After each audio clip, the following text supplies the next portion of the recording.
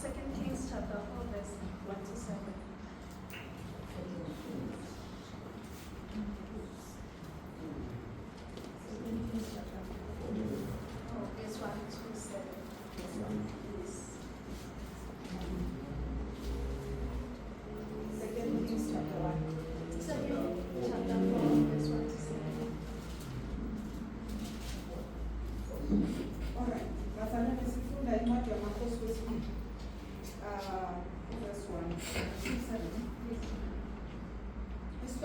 Amafutha omfelokazi u-Elisha nowesifazane waseshunemi. Verse 1. Wakhala ku-Elisha owesifazane othile wabafazi bamadodana abaprofethi wathi, inceku yakho indodana yami ifile. Wena uyazi ukuthi inceku yakho yayimesaba uJehova. Sekufike umtshelelisi ukuzithathela abafana bami ababili babe yizigqila. 2. U-Elisha wathi kuye, ngikwenzele ntoni na? Mtshele, unantoni endlini?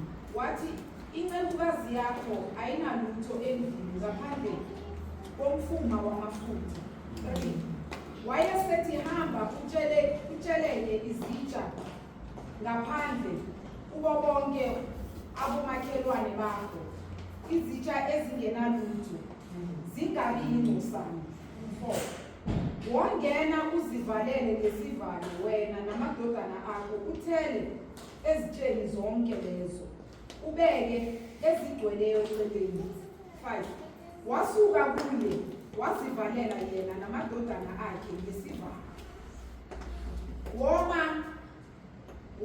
Wona aletha kuye yena wathela. 6. Wathi izitsha sezigcwele, wathi endodaneni yakhe, sondeza kimi nesinye isitsha. Kepha yathi kuye, akusekho sitsha. Amafutha anquma-ke. 7. Wayeseya ukumtshela lowo muntu kaNkulunkulu wathi, yena hamba uthengise ngamafutha, ukhokhe isikweletu sakho, uzondle wena namadodana akho naselele. Amen.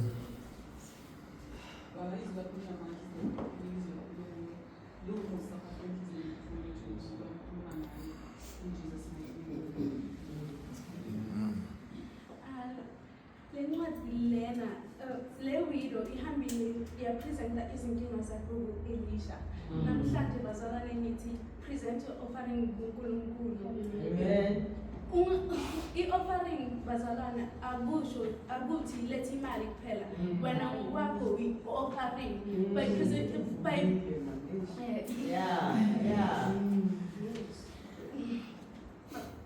wena ngokwakho i-offering isikhathi oziphayo sona ngoNkulunkulu to understand his will. That's offering bazalwane. Ungahlala ekhaya uthi hayi namhlanje akunamali ngiyothini ngiyonikela ini. Wena ngokwakho bazalwane njengoba una i-offering. By doing that bazalwane uNkulunkulu uvula umnyango. uNkulunkulu uvula umnyango wezibusiso empilweni yakho. Sizohlala phansi bazalwane ngithi asibeni faithful uNkulunkulu ngokuthembela kwethu uNkulunkulu.